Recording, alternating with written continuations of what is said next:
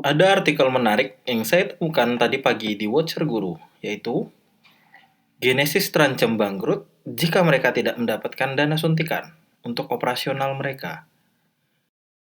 Genesis dan GBTC atau Grayscale Bitcoin Trust adalah dua perusahaan yang dimiliki oleh DCG, Digital Currency Group. Mereka adalah dua perusahaan yang berbeda, walau sama-sama dikelola oleh aset manajemen Grayscale Investment. Ancaman kebangkrutan Genesis bikin pasar panik dan memberi tekanan jual pada Bitcoin. Selain berita tentang ancaman kebangkrutan Genesis, ada faktor lain lagi nih, yaitu rumor. Rumor tentang OPEC. OPEC akan menaikkan produksi minyaknya. Ketika rumor tersebut diklarifikasi oleh OPEC sendiri, indeks Nasdaq turun. Mungkin para pencari cuan rame-rame jual saham perusahaan minyak kali ya. Entahlah. Yang jelas, ada keterkaitan antara Nasdaq dengan Bitcoin. Ketika Nasdaq turun, Bitcoin ikut terpengaruh turun. Selain itu, DXY juga ngepam dikit. DXY ngepam, Bitcoin biasanya melemah. Tapi yang paling dominan memicu tekanan jual itu tentunya Genesis. Oke, yuk kita lihat technical chartnya Bitcoin. Bitcoin itu mulai masuk tren turun itu tahun lalu. Tahun 2021 di bulan November juga. Dan sampai sekarang Bitcoin masih belum keluar dari tren turunnya. Atau yang terkenal dengan sebutan Bitcoin Winter. Sejak turun tahun lalu, titik terendahnya itu sebelum kemarin ribut-ribut FTX itu di sekitar tanggal 18 bulan Juni kemarin. Sampai akhirnya terbentuk lower low baru itu 2 minggu yang lalu karena ribut-ribut FTX. Kita amati pergerakan harga sejak Bitcoin turun di wilayah lower low baru saat ini. Thanks to SBF. Ini dibikin dengan time frame 4 jam.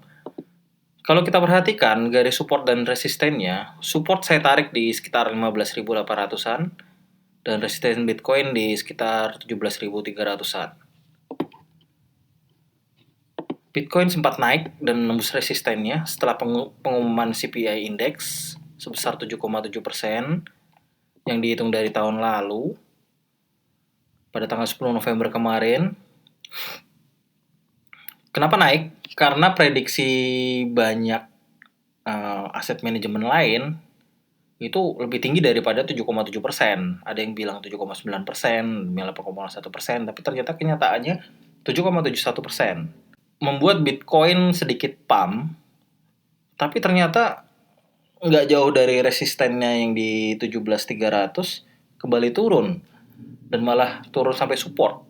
Jika kita tarik Fibonacci retracement dari pantulan tertinggi sejak tanggal 10 November itu, dari puncak sini, kita tarik ke bawah, area penting yang harus kita perhatikan berada di kisaran 16.800 sampai 16.514 di area ini.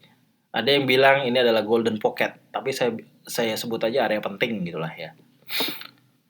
Dan kalau kita tarik lagi Fibonacci retracement dari puncak tertinggi sejak CPI release date tanggal 10 November kemarin, dari yang sini ke titik terendah beberapa hari yang lalu, area penting yang harus kita perhatikan berada di kisaran 17.141 sampai 17.600, ya kisaran segitu. Dua area ini adalah area resisten mayor.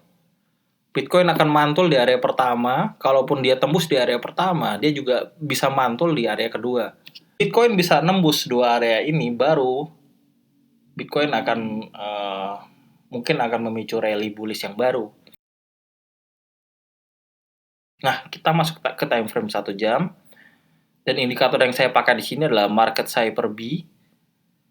Kita bullish divergent di sini. Berarti ada sinyal-sinyal yang menandakan Bitcoin bisa bullish. Tapi bullishnya ya harus kita tes apakah mantul di area golden pocket yang pertama, apakah bisa nembus atau mantul, dan kemudian kalaupun sampai di area golden pocket yang kedua, apakah itu bisa nembus lagi atau mantul. Tapi ternyata mantul di support yang 15.800. Nah, support ini sekarang jadi resisten ya. Kebetulan faktor-faktor makro dan fundamental saat ini menurut saya sedang tidak mendukung, jadi saya memilih untuk keluar dari market dulu. Saya sudah keluar market dan menunggu sinyal-sinyal fundamental yang bagus dulu.